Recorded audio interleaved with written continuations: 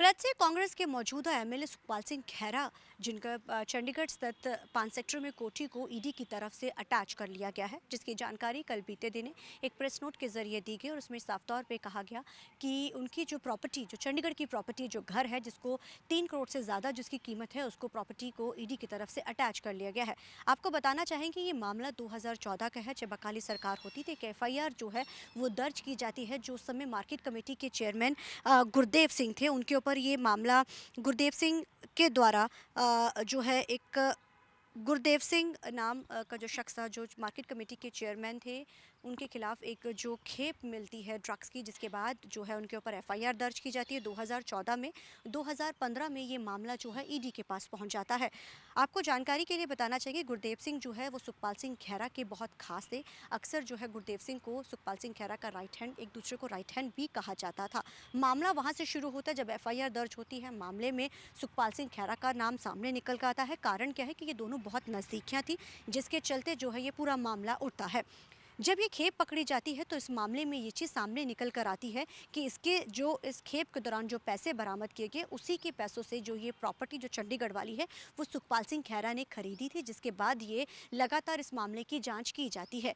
मामले की जांच लगातार चलती रहती है, लेकिन अब ईडी की तरफ से कल एक प्रेस नोट सिंपल जारी किया जाता है, इसमें वो कहते हैं कि हमने इस प्रॉपर्टी को अटैच किया है। कारण क्या है, क्योंकि ये मामला जो है उस समय उठा था, उसी जो वो पैसों का लेन देन हुआ था खेप को लेकर, जो गुरदेव सिंह ने किया था, तो उस पैसे के दौरान ही जो है ये प्रॉपर्टी खरीदी गई थी, जिसके बाद इसको अटैच कर लिया गया है। हालांकि सुखपाल सिंह खैरा ने इसको लेकर ट्वीट किया। उन्होंने बोला कि जब भी कहीं पर चुनाव होते हैं तो आमतौर पे भाजपा के इस तरीके की जो वारदात है या ईडी की रेड्स आमतौर पर, या ईडी की कोई भी कार्रवाई होती है वो देखी जाती है। हालांकि ईडी की रेड यहाँ नहीं की गई थी, सिर्फ प्रॉपर्टी अटैच की गई है, जो चंडीगढ़ स्थित सुखपाल सिंह खैरा का घर है।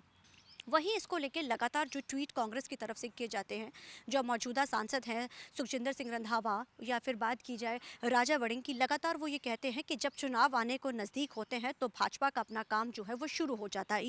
ईडी अपने काम पर लग जाती है। इस तरीके के ट्वीट वो करते हैं। आप स्क्रीन पर देख सकते हैं कि राजा वड़िंग ने ट्वीट किया, सुखजिंदर सिंह रंधावा ने कहा कि ये सिर्फ और सुखजिंदर सिंह रंधावा ने तो ये तक कह दिया कि जब ये मामला शुरू हुआ था, जब ये घर बनता है, तो बीच में कॉम्बिनेशन नहीं लगता है कि कैसे इन्होंने किस आधार के ऊपर इस प्रॉपर्टी को अटैच किया है। बाकायदा जब ईडी किसी भी तरीके की कार्रवाई करती है तो उसकी प्रॉपर्टी अगर अटैच भी की जाती है, कुछ भी कार्रवाई होती है, तो उसके तथ्यों के आधार पर ईडी अक्सर आमतौर पर करती है। अब उनके घर को अटैच तो कर लेगा, लेकिन अभी जो एक अटैच का नोटिस लगाया जाता है वो अभी सुखपाल सिंह खैरा के घर के बाहर नहीं लगाया गया है। पुलिसकर्मी यहाँ मौजूद है, सुखपाल सिंह खैरा यहाँ मौजूद नहीं है, लेकिन इस मामले को लेकर लगातार अब जो है सरकार घेरने लगी है। वहीं अगर बात की जाए कांग्रेस की, तो अभी कुछ ही दिन पहले भूपेश बघेल के घर भी ईडी की तरफ से रेड की जाती है, तो उसको भी निंदन योग कहा जाता है। अब सुखपाल सिंह खैरा के घर ये रेड की जाती है। इसको लेकर भी सवाल जो है, जो कांग्रेस की तरफ से लगातार खड़े किए जाते हैं। ये भी कहा जाता है कि जिस तरीके से राजा वड़िंग कहते हैं कि ईडी बीजेपी राजनीतिक हथियार बनाकर इसको इस्तेमाल करती है, और ये पहली बार नहीं, आरोप ये पहले भी लगते आए हैं भाजपा के ऊपर, आमतौर के ऊपर, कि जब भी किसी तरीके की कहीं पर भी रेड होती किसी भी पार्टी के ऊपर, तो ये साफ तौर पे कहा जाता है कि ईडी जो है वो इस्तेमाल की जाती है।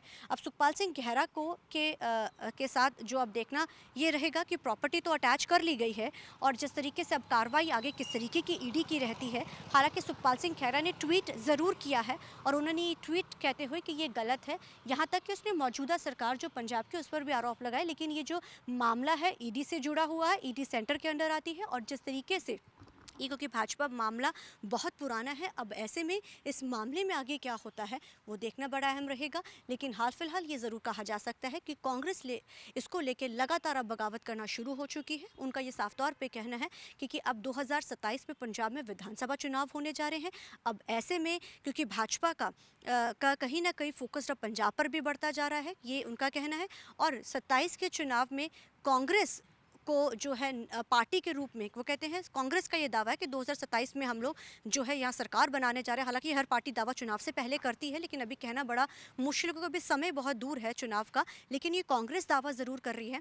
अब ऐसे में उन्होंने कहना है कि जैसे जैसे कांग्रेस का ग्राफ बढ़ता जा रहा है, वैसे वैसे इस तरीके की ईडी की जो रेड्स की जा रही हैं, जो बाकायदा उन्होंने कहा है कि गलत है, लेकिन कांग्रेस जो है अपना काम पहले भी करती थी और अब आगे भी जो है पार्टी के लिए प्रचार भी करते रहेगी। कांग्रेस डट के काम करेगी। अब देखना बड़ा अहम रहेगा कि आने वाले दिनों में अब इस मामले में और क्या नया और किस तरीके की चीज़ें सामने निकल कर आती हैं। कैमरामैन अलजुंदे के साथ चंडीगढ़ से TV9 के लिए अमनप्रीत कौर।